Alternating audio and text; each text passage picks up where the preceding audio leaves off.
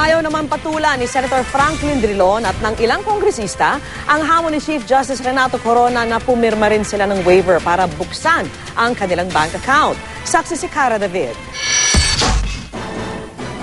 I am humbly asking all 188 complainants from the House of Representatives, led by the congressmen in the prosecution panel and Senator Franklin Drilon, to join me in a moment of truth as a gesture of transparency and reconciliation with the Filipino people and to one another.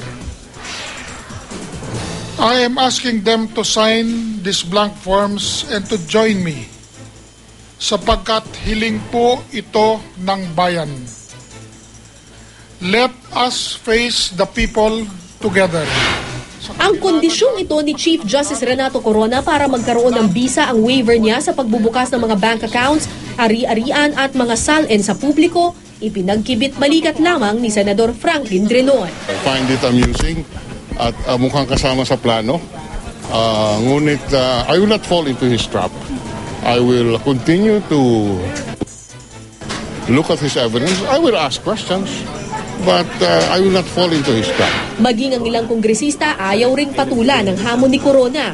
Hindi naman daw kasi sila ang nasasakdal. Pero kung sakaling kasuhan daw sila at utusan ng korte, handa raw silang buksan ang kani-kanilang bank accounts. Walang kaso kahit sa sinumang 188 na complainant. So bakit kami rin ang husgahan?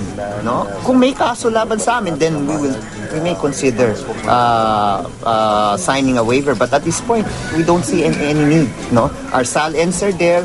They can look at our SALNs and see and complain if there's anything wrong with our SALNs. If the court requires it, yes.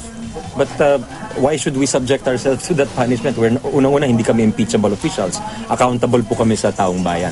So I think medyo misplaced yung reliance on that issue, no? Si Bayan Muna Party List Representative Teddy Casino naman, may kondisyon ding hamon kay Corona bago siya pipirma.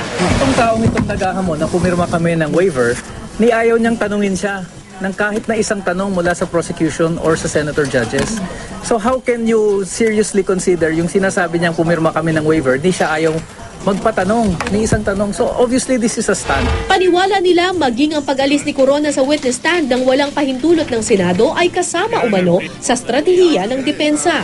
He's baiting the impeachment court to convict him and then he can then declare na mistrial ito o nilabag yung kanyang karapatan. Pero itong tahasang pambabastos na ginawa ng Chief Justice is an insult not only to the 188 but to the impeachment court and the Filipino people. Ang palasyo naman sinabing pagmamanipula sa impeachment court ang ginawa ni Corona.